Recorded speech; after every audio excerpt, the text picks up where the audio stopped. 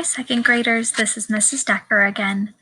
As we work this week, we are going to be talking about different types of poetry and specifically paying attention to some unique differences that comes from our writing when we are writing poetry as opposed to writing a story. When we are reading a story out loud, the author gives us some clues as to how to make our voice sound while we read. These come in the forms of commas, question marks, exclamation marks, even quotation marks that tells us that someone is speaking out loud.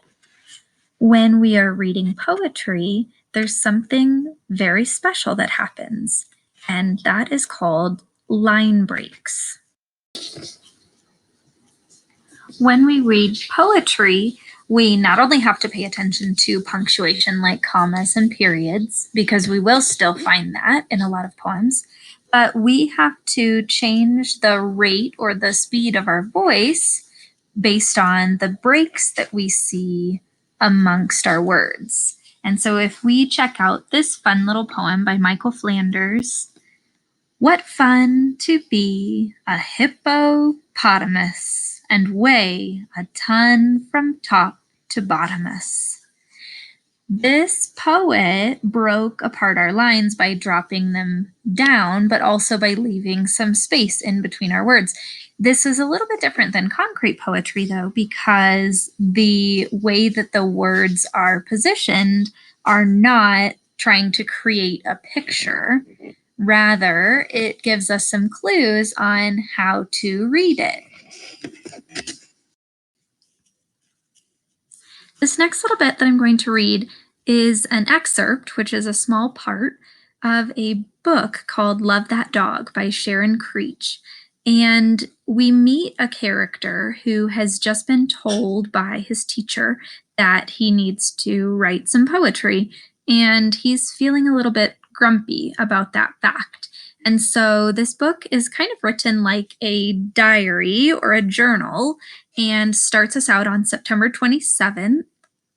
And listen to the way that the author wrote these words.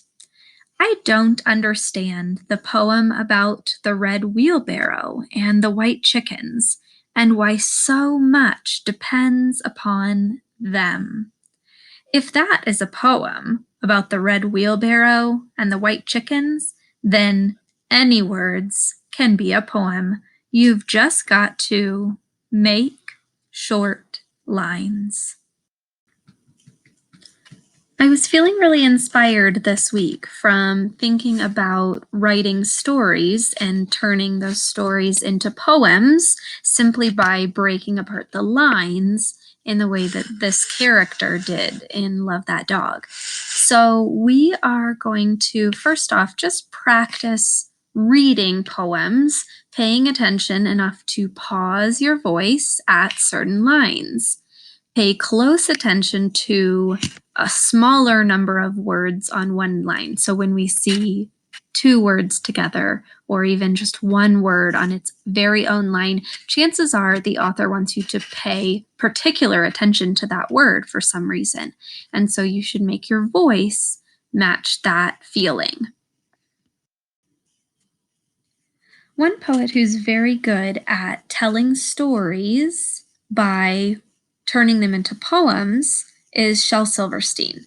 He does a really nice job breaking apart a story, making it rhyme, giving it a rhythm, and it turns out to be pretty hilarious most of the time.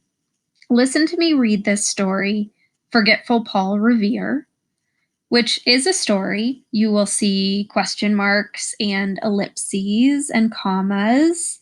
And notice how I pause my voice at the end of the lines slightly as I read. You will have a chance to read some other Shel Silverstein poems today and record yourself reading them so you get the chance to hear how we read poetry out loud. Forgetful Paul Revere. Was it 2 if by land and 1 if by sea? Or 1 if by land and none if by sea? Or none if by land, or was it 3? My memory's not what it used to be, and it's getting so foggy I can hardly see, and this hard, cold saddle is killin' me. Oh, what a ride this is gonna be. You'll be finding a great Shel Silverstein poem to read today. And remember to spend some time looking over the poem, noticing the punctuation that you see, and especially how the poet has broken apart the words line by line to pause your voice in the very right spots to make your poem sound very enjoyable to listen to. Enjoy, second graders.